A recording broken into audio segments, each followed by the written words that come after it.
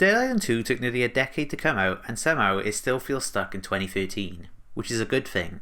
I played both the other Dead Islands once they came out and didn't think much of them to be honest, so I can't say I was too excited for this one. I mean, come on, this one doesn't even take place on an island. Was Dead Island 2 worth the wait, or should it have stayed in development hell?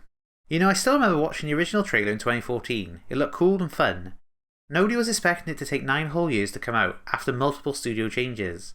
In that time, zombie fatigue set in, The Walking Dead fell off, Dead Rising died, and the genre felt creatively drained. We expected this game to be chaotic, janky, and not at all this polished. When a game is stuck in development hell this long, it 9 times out of 10 is a bad sign. I'm rather happy to report I enjoyed this game.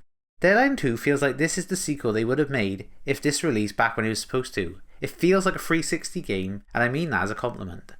It's confident, focused, and knows what it is. You do one thing from the start of the game to the end of the game. There's no side hustle, no minigame distraction, no battle pass, you log in, smash zombies, you leave. It's a decent sized game, about 20 hours to beat everything. It does not outstay its welcome. It's the type of thing I used to beat in a week, then trade it in for a new game. God, I miss those days. RIP Game Station and Game. Dead Island 2 is set in sunny LA or Hell A, which sounds like it was focus tested within an inch of its life. This is one of the game's biggest strengths, they lean into the setting hard. You visit all the iconic LA locations you expect: Hollywood mansions, Beverly Hills, film studios, the Chinese theatre and Venice Beach.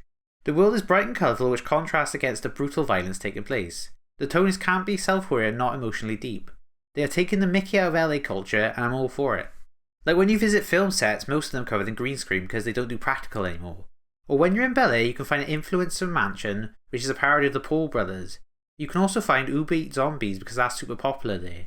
This stuff will probably make the game feel dated in the future, but it works for now. I feel like they are trying to say something about this culture, and it's not positive. They just don't go far enough for me, other than look how silly these people are. It wants to parody LA, but never quite committing to say anything sharp about it. This applies to the story. You play as an immune survivor of your choosing, trying to get out of the quarantine zone. That is it for the plot for a large portion of the game. This was not grabbing me at all. Sam B makes an appearance. He was the character I chose to play as in the other games, so this hit extra hard for me. Shame he doesn't really do a lot, and he looks about 20 years younger. He does say the line though, "Hoodoo you voodoo, bitch." They also don't explain how he survived the ending of Riptide. That game had a sick ending, but I'm pretty sure he would be dead. The story exists to move you between set pieces. The game does flirt with the idea of becoming intriguing, but it comes way too late in the story and doesn't have much of a payoff. Spoilers I guess, go to this time code to skip. We find out that the doctor you're helping actually started the outbreak. He caused the outbreak to identify the immune and experiment on them. The cure? He injects it into his daughter, who runs off at the end. Also, the immune are special called Newman, and they're going to save humanity or something, but that doesn't get much focus. That's it, nothing gets resolved, you're still stuck in LA, Sam B escapes because why not? The most interesting part is the Newman stuff, but the game forgets that's a thing at the end. It's a budget setup for Dead Island 3, but let's be honest, nobody was here for the plot. The dialogue is quippy, snarky and borderline cringe at times. I just wish the characters would shut up. Not everything needs a joke to be said. I think I like my character. I chose Ryan because he seemed like the most normal dude. It was a nice treat when he had dialogue about himself. He wants to get out of LA to find his brother who is special. Ooh, character. Granted, this only happens like 5 times in the whole playthrough. You gotta take a drop of water when you're in the desert. This is also what side quests feel like. They are very forgettable. They do a great thing with same characters will appear in multiple quests. This was really neat. One quest will have you saving a lifeguard, then the next quest he's trying to save people. In the actual quest, you'll be killing zombies and sometimes you have to press a button. Nothing too stand out happens. The most interesting one for me is to do with the YouTuber.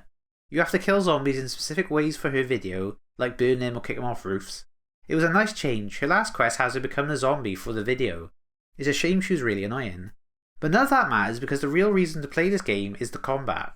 This is where Dead Island 2 earns its existence. It is so much fun. The flesh system is amazing. Zombies will react to how you attack them. Skin will peel away if you burn them. They will start to get charred if you electrocute them. Muscles and bones get exposed with each hit. You can hack off limbs or knock off their jaw. They can get ripped in half, skulls can get crushed. Damage feels reactive and weighty, areas will get painted in blood as you fight. This might be the most technically impressive gore system ever put in a game. It's like what Doom 2016 did, but they've turned it up to 11. It's all dependent on what you use. It's mostly melee combat and there is a big variety. We're talking bats, crowbars, swords, knives, brass knuckles, pikes, rakes and axes. Then add on top of that you can modify all these weapons to have different effects which will change how they look. You can make them so they add stuff like fire, bleed, poison and electric damage. That's just the basic stuff. You can then add modifiers like bonus damage to limbs or make zombies explode. It's really fun to try out different mods and find out which suits your playstyle. The weapons break over time, so you have to swap them out a lot, but it's manageable.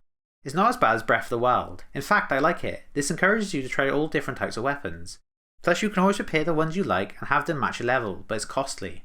The melee itself feels good. Your weapons hit didn't feel heavy. You can pull off a few moves which are all useful. You have the heavy and light attack, you can also kick to give yourself some room, or you can drop kick to send zombies flying. Very useful and satisfying. All this takes up stamina. It's not a massive concern unless you want to use heavy attacks a lot. I normally stuck to light attacks and drop kicks and I managed fine. The game does a cool thing where it'll go into slow-mo when big hits land or explosions happen. This always felt great when it happened, even though it can happen when you're not looking at the thing. But it's not a perfect system. Sometimes it feels like the game is playing itself. Zombies will trigger effects or explosions by themselves. You could just be standing there, then a zombie kicks over a fuel can, and the fire zombie sets it off by walking over it. It can be funny, but I want to be the one doing stuff. The effects can be annoying as well. I'll use an electric weapon to hit zombies in water, but then I also get electrocuted the more I hit the zombie. Like, it makes sense, but it can be irritating. There is also this knockdown animation that happens a lot, that kills the flow of combat. The zombie variety is pretty good. They aren't reinventing special and effective, but they are executing them cleanly. They come in all types. Big tank ones, ones that blow up, ones that scream, and ones that pounce and block. They do require strategy to beat. Like, you're not going to get very far fighting the pounces like normal. They can block attacks and will run off the heal if you don't keep on top of them. Regular zombies and special zombies have elemental variants which keeps you on your toes. They will be immune to that element. This forces you to keep a variety of weapons on you at all times. My only issue with the zombies is how many it spawns. It can feel like you're fighting the Hydra sometimes.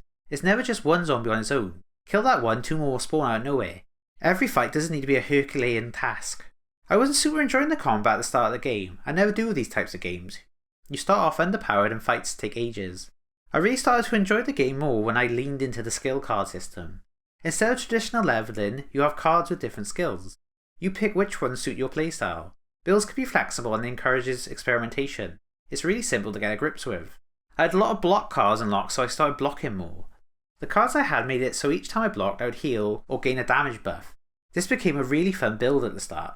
Then when you start unlocking more crazy cards like heal after every limb you cut off, the combat can become way more engaging.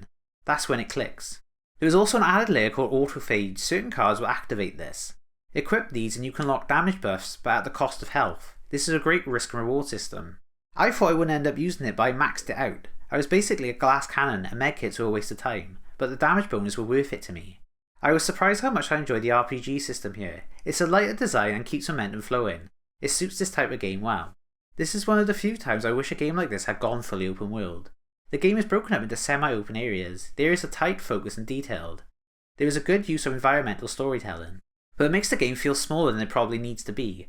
The backtracking does not help with this. You will be going through the same areas over and over again. For some reason you don't unlock fast travel until halfway through the game, which makes the backtracking feel worse. There are no cars unlike the first game. It can get a bit tiresome by the end sprinting everywhere.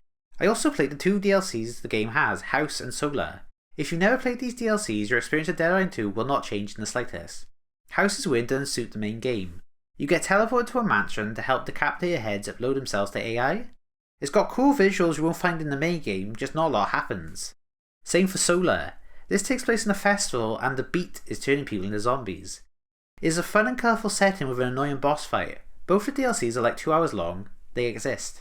Ultimately I had a surprisingly good time with Dead Island 2. The combat was very fun, the RPG system worked, and I love modding my weapons. I just wish the story was better and not trying to set up the next game. Dead Island 2 plays it safe, but it plays it extremely well. It doesn't innovate, it doesn't revolutionise the genre, but absolutely nails what it set out to do. It feels like a game from a simpler era, and sometimes that's exactly what you want. Time to rank it. This is a really solid game, just not an all-timer.